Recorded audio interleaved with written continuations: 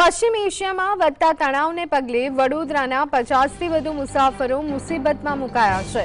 Israel અને અમેરિકાના Iran પરના હુમલા બાદ સાઉદી અરેબિયાએ ફ્લાઇટો બંધ કરી દેતા કનેક્ટિંગ ફ્લાઇટના યાત્રીઓ જેદ્દા અને દુબઈ એરપોર્ટ પર અટવાઈ પડ્યા છે।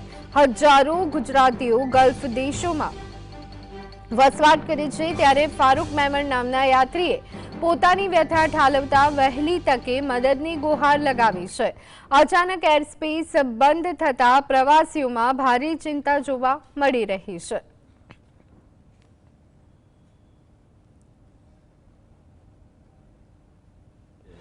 જેમાં ગુજરાતના 700-800 લોકો છે એટલે બીજા આજે આવવાના હતા જે આવી નથી શક્યા, તો હોટલની અંદર લોકો ચિંતિત છે। લોકોના સગાવાલાઓ રહી ગયા છે, આવવાના બાકી છે, કોઈની દવાઓ લઈ આવવાની બાકી છે, કોઈનું સામાન લઈ આવવાના બાકી છે ત્યાંથી, તો લોકો બહુ ચિંતિત છે। અને અત્યારે ખાસ કરીને સઉદીની અંદર મક્કા શહેરમાં દુઆઓ ચાલુ છે કે ભાઈ આ જે યુદ્ધ છે એ જલ્દી બંધ થઈ જાય, લોકોને નુકસાન ના થાય। આ સમગ્ર વિશ્વની ચિંતાનો બહુ મોટો વિષય છે।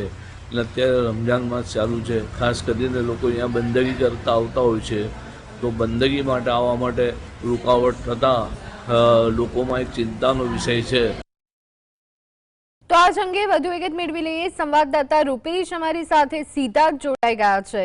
રૂપેશ, સતત તણાવ વધી રહ્યો છે, આ બધાની વચ્ચે વડોદરાના 50 જેટલા મુસાફરો ફસાયા હોવાના સમાચાર, અનેક લોકો દુબઈ એરપોર્ટ પર ફસાયા છે, શું વિગત?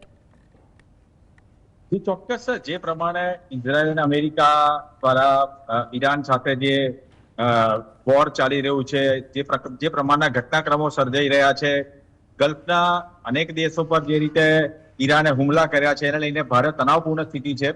ગલ્ફના દેશોની વાત કરીએ તો ઘણા લોકો વડોદરાથી હાલ પવિત્ર રમઝાન માસ ચાલી રહ્યો છે, હજ ઉમરા અને મક્કા મદીના જવા માટે ઘણા શ્રદ્ધાળુઓ ત્યાં આગળ હજ કરવા જતા હોય છે। સૌથી મહત્વની વાત એ છે કે એવા ઘણા બધા ગુજરાતીઓ ફસાઈ ગયા છે, એવા તો 200 કરતા બધા ગુજરાતીઓ ત્યાં આગળ મક્કા મદીના કે અન્ય સ્થળોએ ફસાયા છે। ઉપરાંત 50 કરતા વધુ લોકો એરપોર્ટ પર ફસાયા છે, ચાહે એ જિદ્દા એરપોર્ટ હોય પછી કે દુબઈ એરપોર્ટ હોય, ઘણા બધા ગુજરાતીઓ આ રીતે ફસાઈ ગયા છે, કારણ કે કનેક્ટિંગ ફ્લાઇટો છે કાં તો રદ થઈ છે અથવા તો એ રીતે ચાલી રહી છે। એટલે મુસાફરો અને શ્રદ્ધાળુઓ બંને જણામાં એક તબક્કે હાલ તો મૂંઝવણ પરિસ્થિતિ છે, કારણ કે ન તો કનેક્ટિંગ ફ્લાઇટ મળે છે કે ન તો કેન્સલેશન ફ્લાઇટનું કોઈ શેડ્યુલ જાણવા મળે છે। એટલે હાલ તો મક્કા મદીના ગયેલા વડોદરા શહેરના 200 કરતા વધુ યાત્રાળુઓ ફસાયા છે, સાથે સાથે એરપોર્ટ પર પણ 50 કરતા વધુ યાત્રાળુઓ ફસાયા છે। આપણે જણાવી દઉં કે ગુજરાતની તો વાત કરીએ, ગુજરાતના હજારો ગુજરાતીઓ ગલ્ફની અંદર નોકરી ધંધા અર્થે સ્થાયી થયા છે, એ લોકોમાં પણ થોડાક મહાદાંશે ચિંતા છે, પરંતુ જે પ્રમાણે અચાનક જે બિલીવ ના કર્યું હોય એ પ્રકારનો આ ઘટનાક્રમ થયો છે, જેનાથી સૌ કોઈ ચિંતિત જરૂર છે। જી આભાર રૂપેશ, સમગ્ર માહિતી આપવા બદલ।